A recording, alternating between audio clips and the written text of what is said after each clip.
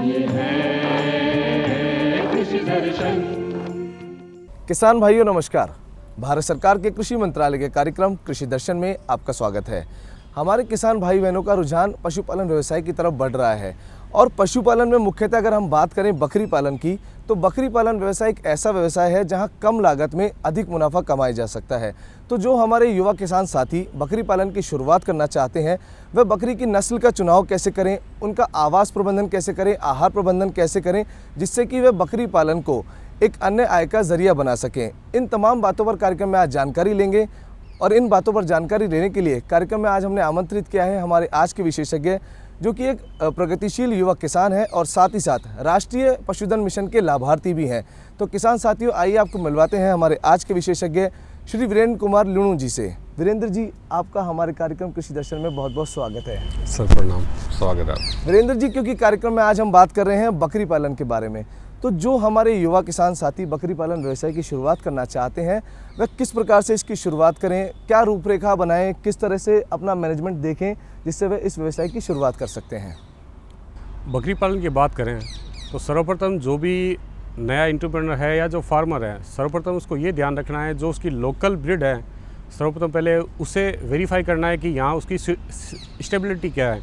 उसके बाद मैं बकरी की नस्लें की बात करूँ तो अपने राजस्थान में मेनली सिरोही, बरबरी, सोजत ये और मारवाड़ी, ये चार ब्रीड बहुत ही अच्छे तरह से यूज़फुल है।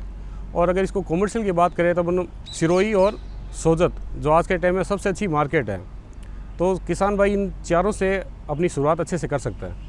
वीरेंद्र जी, आपने बताया कि किस प्रकार से जो हमारे किसान साथी हैं वे इसकी शुरुआत कर सकते हैं।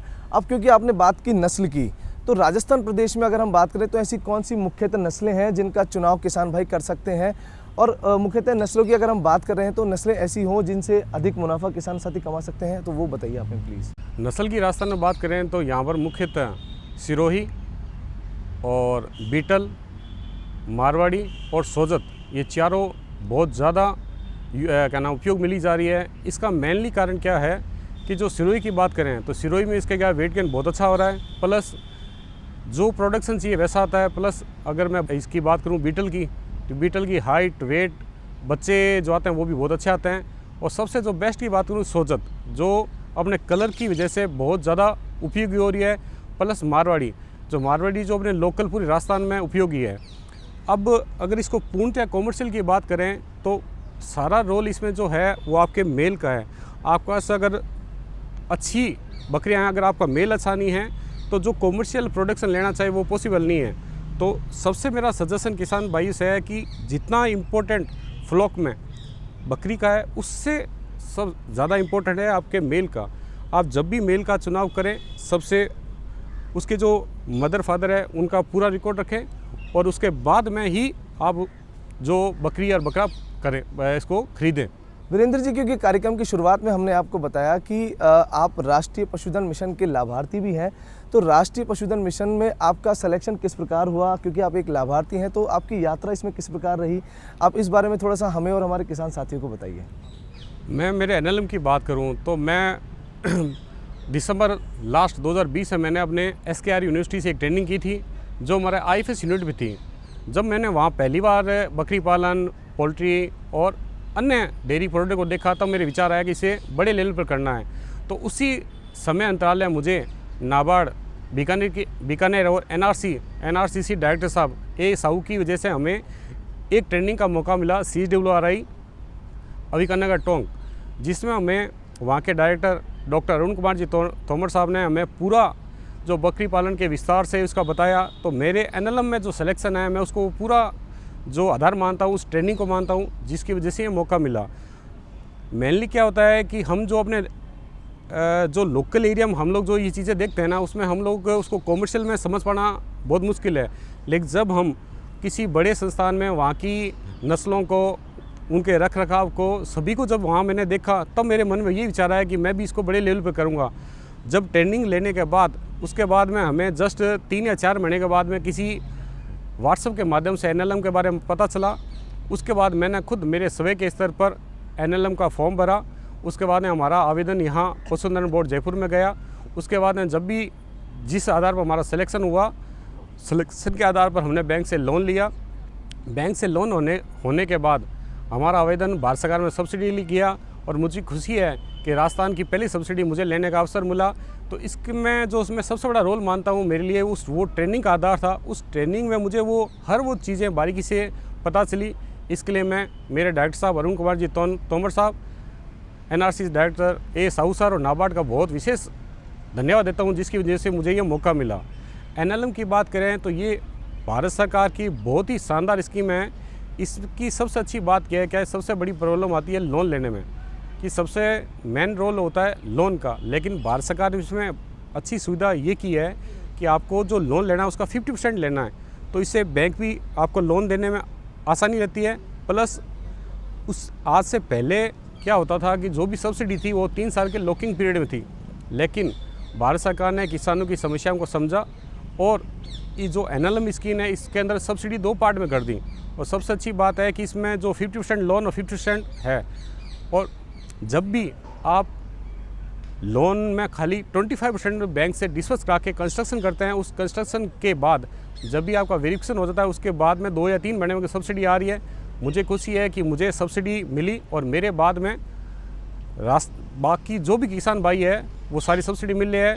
और इसके लिए मैं सबसे बड़ा योगदान इसमें हमारे NLM में पशुधन बोर्ड में ब्रजमोहन जी गोयल, उनका विशेष योगदान देता हूं कि इन्होंने बहुत ही बिना मतलब स्टाफ के होते हुए मैं बहुत पूर्णतः सहयोग किया। इनका तहे दिल से धन्यवाद। और मैं सभी किसान भाइयों को ये आश्वस्त करता हूं कि हमारे समय में ये स्कीम थी खाली 525, लेकिन उसके बाद में जब भी हमें मौका मिला भारत सरकार से अपनी बातें कहने का, तो भारत सरकार ने उसके बाद में इस स्कीम को छोटे लेवल भी कर दिया है। तो जो भी किसान भाई अगर चाहे तो छोटे से भी स्टार्ट कर सकता है। छोटे की बात करें तो वो 100 यूनिट से स्टार्ट कर सकता है। उस 100 यूनिट में भारत सरकार की तरफ से उसे 10 लाख की सब्सिडी मिल रही है, जिसमें उसे 2 पार्ट में सब्सिडी मिल जाएगी 5-5 लाख की। अगर वो बड़ा चाहे तो 200, 300, 400, मैक्सिमम 525 की फॉर्म भर के कर सकता है। और सबसे अच्छी बात यह है कि सभी सरकारी संस्थान जैसे बात करूं SBI बैंक, सभी बैंक इसमें पूर्णतः सहयोग कर रहे हैं। बस किसान भाई को एक ट्रेनिंग लेनी है,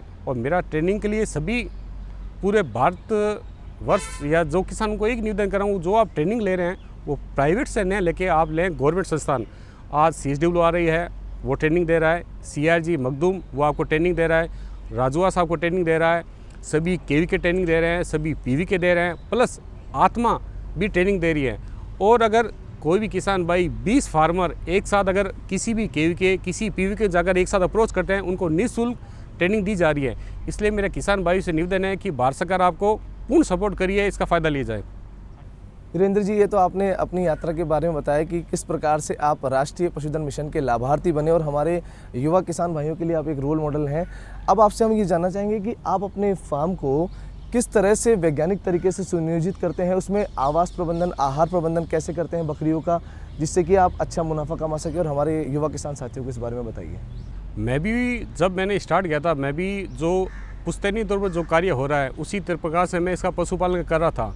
तो वो कार्य मेरा छोटे लेवल का रहा, लेकिन जब मुझे NLM का लाभ मिला, लाभ लेने के बाद मैंने उसका पूर्णतः सेट बनाया। सेट बनाने के बाद सेट को पूर्णतः विस्तारित बनाया। उसके अंदर मेरे 0 से 3 महीने के बच्चे, 3 से 6 महीने बच्चे, 6 से 9 महीने और 1 साल की बकरियां, प्लस जो मेरे मेल है वो सभी अलग अलग है। सबका पार्टीशन डाल रखा है, बीच में गैलरी है, जिससे क्या एक ही लेबर सभी को चारा दाना डाल सकती है। प्लस बाद में जब बकरियां बाहर माल चढ़ने जाती है उसके बाद में एक ही लेबर उन्हीं साफ़ सफाई करके कम लेबर से भी काम कर रहा हूँ। प्लस सबसे बड़ा रोल हो गया इसमें अंदर सेट का। तो सेट जो आपका साइज़ है बकरियों का 100 का, उसी हिसाब से आप सेट बनाइए। और सेट को इस हिसाब से बनाना है कि जो आपका लेबर का क्वार्टर है वो भी उसके पास में हो।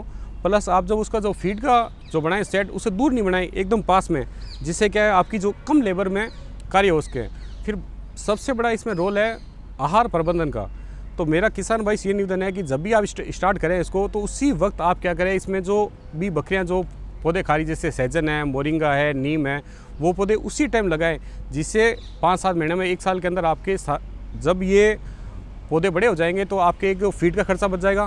प्लस आहार में सारी सबसे बड़ी समस्या क्या हो रही है, जो किसान भाई पुश्तैनी जो बकरी पालन कर रहे हैं वो क्या कर रहे हैं, खाली जो 0 से लेकर 3 महीने का बच्चा है दूध पर, उसके बाद उसको सेल करते हैं। तो मेरा किसान भाई से निवेदन है कि वो थोड़ा सा उसमें अगर चेंज करके, अगर किसान भाई थोड़ा सा प्रबंधन में उसको अगर जो छोटे बच्चे हैं उनको 100 से 200 ग्राम, थोड़े बड़े हैं उनको 200 से 300 ग्राम, और जो फीमेल बकरियां हैं जो बच्चे दे रही है उसको अगर 400 ग्राम भी अगर दे और उसका अगर रिकॉर्ड रखे, अगर उसको बेचे ना, उसमें रात दिन का अंतर है। मैं मेरा एक्सपीरियंस बताऊं, जब फर्स्ट टाइम मैंने मेरे बच्चे सेल किए थे वो मैंने फार्म पर किए थे। वो फार्म पर मैंने किए थे 7,500 × 10 75,000 के।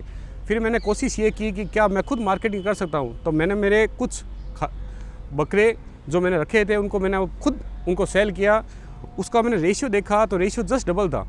तो मेरा निवेदन है कि जब भी कोशिश ये करें, जब आप अगर सेल करें तो खुद करने की कोशिश करें, जिससे क्या होगा कि सारा रोल जो हो रहा है मीडिएटर है वो आप उसको बचा सकते हैं। उससे ये होगा फार्मर को भी अच्छा अपन मेल फीमेल दे सकते हैं, प्लस उसे अच्छा प्रोडक्शन ले सकते हैं। तो किसान भाई अगर आहार का विशेष ध्यान रखे, अगर मेनली क्या हो रहा है जो पशुपालन में इसलिए पुश्तैनी तौर पर कॉमर्शियल नहीं बन पाया कि जो उसमें आहार वाला रोल है, किसान उसको क्या है फ्री ग्रेजिंग कराता है, तो वो उसके लिए बेस्ट है, मैं मानता हूँ। लेकिन उसी ग्रेजिंग के अंदर अगर वो आहार का विशेष ध्यान रखे तो वो उसके लिए कॉमर्शियल तौर पर करने में कोई समस्या नहीं है। इसमें सबसे अच्छी बात है, अगर मैं बात करूं किसानी की और बात करूं बकरी पालन की, दोनों में ये फ़ायदा है कि किसान जो माल बेचता है उसके हाथ में नहीं है, क्यों उसको जैसे माल निकला बेचना पड़ेगा, क्यों उसको अगली क्रॉप लेनी है। बकरी पालन का सबसे अच्छी बात यह है कि इसमें जो सेल करने का है वो किसान के खुद के हाथ में है। उसका आवास प्रबंधन बना हुआ है, जैसे जब ईद है जब चाहे वो बेच सकता है। पहला बेनिफिट ये हो गया है कि जो बकरी के बच्चे या जब भी वो सेल करे अपने खुद के स्तर पर बेचेगा तो इससे क्या रेट अच्छी मिलेगी, प्लस थोड़ा फीड अगर उसको अच्छे से देगा तो वो अच्छा मुनाफा कमा सकता है। वीरेंद्र जी, कार्यक्रम के अंत में हम आपसे ये भी जानना चाहेंगे कि किस प्रकार से जो हमारे अन्य युवा हैं जो पशुपालन व्यवसाय में आना चाहते हैं, वह किस प्रकार से कौन कौन सी बातों का विशेष ध्यान रखें, जिससे जैसे कि आप पशुधन मिशन के लाभार्थी हैं तो वह किस प्रकार से ऐसी योजनाओं का लाभ ले सकते हैं, किस प्रकार के कार्य करके, इस बारे में भी हमें थोड़ा सा बताइए। जो भी नए किसान है या एंटरप्रेन्योर हैं, उनसे मेरा एक ही निवेदन है कि आपको एकदम से बड़े स्केल में नहीं जाना है। सबसे बड़ी समस्या क्या हो रही है कि लोग सब्सिडी के चक्कर में क्या करते हैं 525 का गोट में डाल देते हैं। तो मेरा जो मैंने अभी तक खुद पे रिसर्च देखा है या मैंने सीखा है, तो मैंने ये देखा है सब्सिडी खाली आपको एक सहयोग राशि दे रही है, वो लाइफ टाइम नहीं चलेगी। लेकिन अगर आपने उसके जो बच्चे हर साल आएंगे, अगर उसका मैनेजमेंट, उसका आहार प्रबंधन, अगर वो आपने उसको सीख लिया अच्छे से, तो अब 100 बकरी से भी आप आने वाले साल 2 साल में 500 बकरी ले जा सकते हैं। तो वो जो मूलधन है उसका हर साल बेचने का, तो वो सब्सिडी से कहीं ज़्यादा फ़ायदेमंद है। तो खाली आपको सब्सिडी नहीं देखना, हाँ ठीक है सब्सिडी आपको भारत सरकार दे रही है, उसका पूरा फ़ायदा लेना है, अच्छे से लेना है, लेकिन आपको जो मेनली ध्यान रखना है कि जो हर साल उस में ग्रोथ में लेना काम। और मेनली मेरा सभी किसान भाई से एक ही है कि आप ट्रेनिंग विशेष, सबसे बड़ा रोल क्या है कि जो ट्रेनिंग का सबसे बड़ा रोल है, और ट्रेनिंग भी लें आप तो 2 संस्थान मेरा एक ही निवेदन है, ज़रूर विजिट करें कि जो चीज़ अब हम छोटे लेवल देखते हैं, जब उसको लार्ज स्केल में देखते हैं और वहाँ उसका जब कॉमर्शियल इतना अच्छा प्रोडक्शन हो रहा है, तो सभी किसान भाई एक तो CIRG मखदूम यूपी और CSWRI अविकनगर टोंग, जिसमें दोनों टारगेट साहब बहुत ही बढ़िया किसानों के लिए काम कर रहे हैं, जिससे आपके जो भी आपके छोटे से सवाल हैं, बड़े सवाल हैं। और दूसरा इसमें क्या करना है कि बकरी का चुनाव विशेष ध्यान रखना है, और एकदम से जो आपकी जो पूंजी है उसी पूंजी पर ही आपको विशेष ध्यान रखना है। बड़े लेवल पर या लोगों की देखा देखी में कार्य नहीं करना है। व्यापारी क्या कर रहा है कि वो हर चीज़ को देख के चलता है, वैसे ही इसको आप कॉमर्शियल बिजनेस के तौर पर लेके चलेंगे तो इसमें किसी प्रकार की कोई कमी नहीं है। और जो भी भारत सरकार की स्कीम एनएलएम है उसका सभी फायदा लें, और सब्सिडी को एक जीरो मानकर चलें, जिससे आपको हर साल जो इसमें से इनकम आएगी वो लाइफ टाइम चलेगी। क्योंकि सबसे अच्छी बात है बकरी पालन में, बेचना आपके अंदर है, प्लस आहार प्रबंधन आपके अंदर है, क्योंकि सारा रोल होता है मार्केट का, तो मार्केट वो खुद आपके हाथ में है। वीरेंद्र जी, हमें ये भी जानने को मिला है कि मछली पालन के क्षेत्र में भी आपने बहुत उन्नत कार्य किए हैं। तो मछली पालन की अगर हमारे किसान साथी, युवा किसान साथी अगर शुरुआत करना चाहते हैं, वह कैसे कर सकते हैं, इस बारे में भी हमें थोड़ा सा डिटेल में बताइए। मछली पालन की बात करें तो मैं राजस्थान सरकार की तरफ से 100/100 डिग्री पर 3 लाख रुपए का अनुदान दिया जा रहा है। जब ये अनुदान उसका जब मैं स्टार्टिंग था ना, तो हम लोग ओनली फॉर एग्रीकल्चर में काम ले रहे थे। लेकिन जब मैंने एक ट्रेनिंग के माध्यम से सूरतगढ़ में ट्रेनिंग लेके आया, और मैं ICR सिफा का सब स्टेशन है उसमें ट्रेनिंग ली मैंने, तो उससे मैंने देखा कि अपन उसी पॉन्ड में मछली पालन भी कर सकते हैं। तो मैं किसान भाई से ये निवेदन करना चाहूँगा कि अगर आप जब बकरी पालन की स्टार्ट करें तो आप उसके साथ पोल्ट्री भी कर सकते हैं। पोल्ट्री का ये बेनिफिट है कि जो इसका फीड और फोडर बचेगा वो पोल्ट्री भी यूज़ ले लेगा, और पोल्ट्री के साथ अगर आप फिशरीज भी करें तो तीनों प्रोडक्ट से अपना बहुत अच्छा फ़ायदा लगता है। सबसे अच्छी बात है कि पूरे राजस्थान में सभी के पास डिगिया बनी हुई है फ्री ऑफ कॉस्ट। खाली आपको सीड डालना है, सीड डाल के खाली सेल करना है, तो आपको एक अदर एक्स्ट्रा इनकम प्राप्त हो रही है, जिससे मोदी जी का जो डबल इनकम सोर्स है वो डबल इनकम इसी आधार बढ़ेगी कि आप बकरी पालन भी करें, पोल्ट्री भी करें, मछली पालन भी करें, प्लस साथ में बतख पालन, सभी चीज़ों को अगर एक साथ इंक्लूड करेंगे तो इससे आपके, मैं एग्जांपल बात करूं डेयरी की, अगर इसके साथ आप डेयरी भी करते हैं तो सुबह जैसे एग्जांपल आपके मार्केट में दूध गया तो आप उसके साथ अंडे बेच सकते हैं, फिश बेच सकते हैं, सभी का फ़ायदा एक साथ। वीरेंद्र जी, कार्यक्रम कृषि दर्शन में पधारने के लिए बहुत बहुत धन्यवाद। आपने इतनी महत्वपूर्ण जानकारी दी हमारे किसान भाइयों के लिए जो पशुपालन के क्षेत्र में जिनका रुझान है और जो पशुपालन के क्षेत्र में जाना चाहते हैं। आपका कार्यक्रम कृषि दर्शन में पधारने के लिए बहुत बहुत धन्यवाद सर। बहुत बहुत धन्यवाद। मैं सर्वप्रथम मेरे एग्रीकल्चर गुरु मुकेश जी गहलोत और मदन जी रेगर का बहुत बहुत धन्यवाद करता हूँ। उनकी ट्रेनिंग की वजह से आज मुझे मौका मिला है। बहुत बहुत धन्यवाद सभी का। किसान भाइयों, आज के कार्यक्रम कृषि दर्शन में हमने जाना बकरी पालन व्यवसाय के बारे में कि किस प्रकार से वैज्ञानिक तरीके से बकरी पालन करें, उसमें प्रबंधन करें, बकरियों का आहार प्रबंधन, आवास प्रबंधन करें, जिससे कि आप उनसे कम लागत में अधिक मुनाफा कमा सकते हैं। किसान साथियों, हम आशा करते हैं कि आज का कार्यक्रम आपको पसंद आया होगा और कार्यक्रम में दी हुई जानकारी का आप भरपूर लाभ लेंगे। अगर आप हमसे जुड़ना चाहते हैं तो पत्रों के माध्यम से जुड़ सकते हैं। हमारा पता है डीडी राजस्थान, दूरदर्शन केंद्र, जयपुर। आप हमें ईमेल भी कर सकते हैं। हमारा ईमेल एड्रेस है krishidarshanjaipur@gmail.com। आज के लिए कार्यक्रम कृषि दर्शन में सिर्फ इतना ही। कल फिर मुलाकात होगी खेती किसानी की कुछ नई जानकारी और नई बातों के साथ। तब तक के लिए दीजिए इजाज़त। नमस्कार।